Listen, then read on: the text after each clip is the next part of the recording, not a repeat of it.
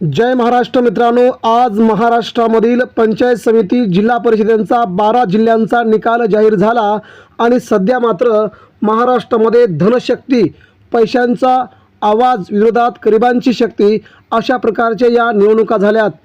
जिल्हा परिषद पंचायत समितीच्या निवडणुकांमध्ये करोडोंचा जर व्यवहार होत असेल तर निवडणुका लढायच्या कशा असा सर्वसामान्य जनतेला पडलेला प्रश्न।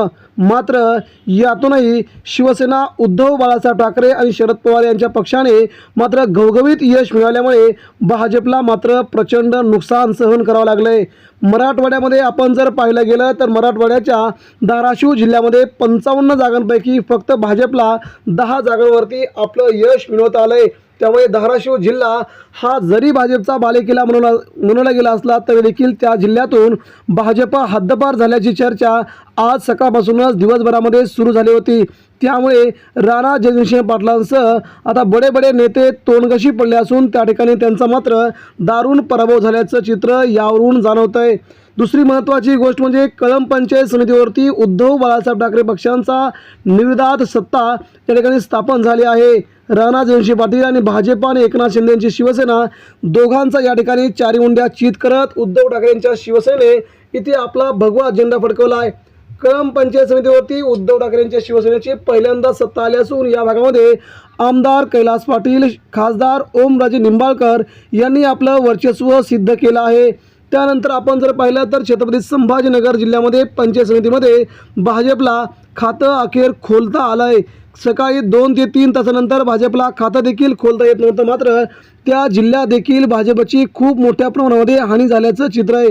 परभणी या संपूर्ण मराठवाड्यातील भागामध्ये देखील भाजपची आणि शिंदेगडाची पिछाड झाल्याचं पाहिलंय। मंत्री त्यांचे, आमदार त्यांचे, खासदार त्यांचे, तरी देखील मराठवाड्यामध्ये आता सत्ता गमवावी अशा प्रकारचं समीकरण त्यांच्यापर्यंत येऊन पोहोचलंय। मित्रांनो, एकंदरीत महाराष्ट्र राज्याच्या राजकारणामध्ये उद्धव ठाकरे आणि मनसे या दोन नेत्यांनी महाराष्ट्राच्या कानाकोपऱ्यात जाऊन प्रचार जरी केला नसला तरी देखील आता मात्र या निवडणुका सिरियसली घेणं खूप गरजेचं आहे। राज ठाकरेंचे 2, लातूरमध्ये, रत्नागिरीमध्ये 2 जिल्हा परिषद सदस्य निवडून आल्यामुळे राज ठाकरेंनी जरी त्या भागात दौरा केला नसला तरी देखील स्वतःच्या कामावरती हा विजय प्रस्थापित केल्याचं दिसून आलंय। म्हणजेच महाराष्ट्राच्या ग्रामीण भागामध्ये दोन्ही ठाकरे बंधूंना सध्या महाराष्ट्र बोलवतोय, मात्र ठाकरे बंधू जायला तयार नाहीत। अजून जर आगामी काळामध्ये दोन्ही ठाकरे बंधूंनी जर महाराष्ट्रामध्ये प्रचंड प्रमाणामध्ये आपल्या निवडणुका मेहनतीवरच्या बळावरती लढवल्या गेल्या तर महाराष्ट्र नक्कीच यांना डोक्यावर घेतल्याशिवाय राहणार नाही। परंतु दोन्ही ठाकरेंनी मुंबई सोडून, शहर सोडून गावाकडच्या मातीमध्ये रुजलं पाहिजे, ग्रामीण भागाकडे, सर्वसामान्य कार्यकर्त्यांकडे लक्ष दिलं पाहिजे, तेव्हाच तर ही निवडणुका जिंकता येतील, लढता येतील। त्यामुळे आगामी काळामध्ये उद्धव ठाकरे, राज ठाकरे आपल्या प्रचाराचा नवीन दौरा मराठवाडा, उत्तर महाराष्ट्र, पश्चिम महाराष्ट्र, कोकण, विदर्भ या भागाकडे फिरवणार का हे आता येणारा काळ ठरवेल। मात्र सध्या शिवसेनेला नवसंजीवनीची गरज आहे, मनसेला नवसंजीवनीची गरज आहे हे मात्र नक्की। सध्या काही नसताना, कोणी नेता नसताना, कोणी मंत्र नसताना, सत्ता नसताना देखील उद्धव ठाकरेंच्या शिवसेनेने मिळवले घवघवीत यश मात्र हे खूप मोठं आणि मोलाचं म्हणावं लागेल। मित्रांनो, या सगळ्या घडामोडी उद्धव ठाकरेंच्या शिवसेनेसाठी आगामी काळात प्रेरणा म्हणून राहतील, परंतु पक्षाने देखील तशा प्रकारचे आदेश देऊन आपल्या कार्यकर्त्यांच्या पाठीमागं पाठबळ उभं करायला हवं, ही देखील या भागाची सगळ्यात मोठी घडामोड आहे। जसं एकनाथ शिंदे आपल्या प्रत्येक कार्यकर्त्याच्या पाठीमागं मोठं पाठबळ उभं करतात, तसंच पाठबळ उद्धव ठाकरेंनी, राज ठाकरेंनी कार्यकर्त्यांच्या मागं उभं करणं खूप गरजेचं आहे। मित्रांनो, या सगळ्या घडामोडी महाराष्ट्रासाठी खूप महत्त्वाच्या आहेत।